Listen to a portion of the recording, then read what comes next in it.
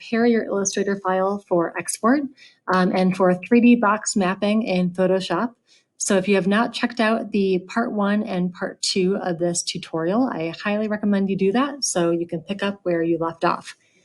So the first thing that we're going to be doing is we're mainly going to be isolating these artwork layers and removing the template so we can actually get a clean look at the front, top, bottom, left, right, and back sides. What we're going to be doing is using the slice tool to isolate each individual face, and then I will show you how to export them as PNG files so you can use them for your project.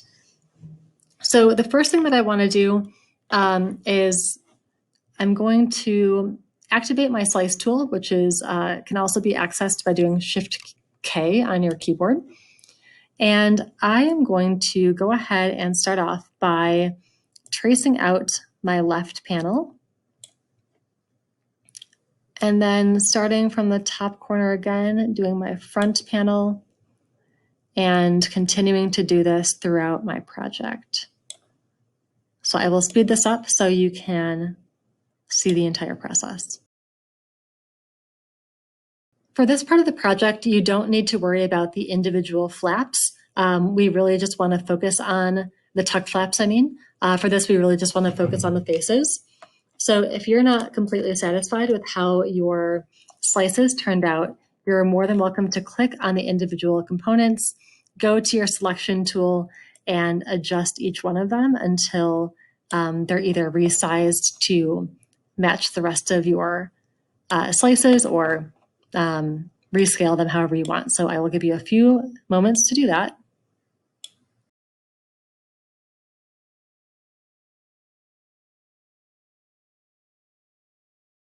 All right, so at this point, these slices are looking pretty good to me. And one thing that I noticed as I was doing this is all of my slices were actually made under my left layer.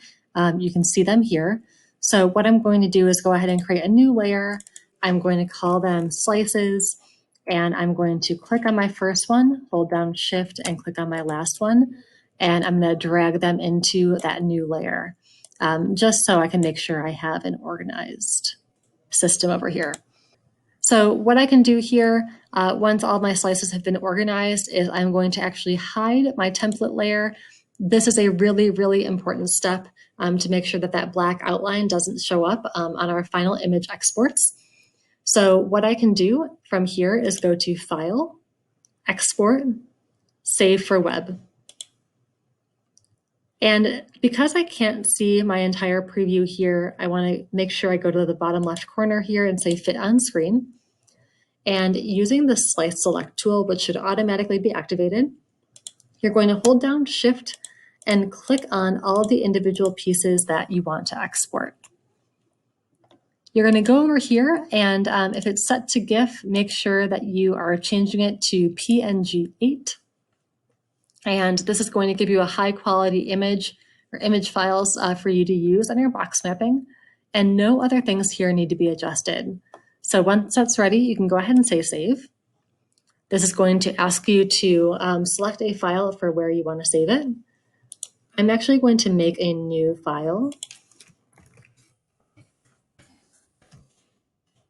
Open up the updated demo folder and say save. And once that's done, you are ready to move on to the next tutorial where I will show you how to use these images and map them onto your box for our final steps.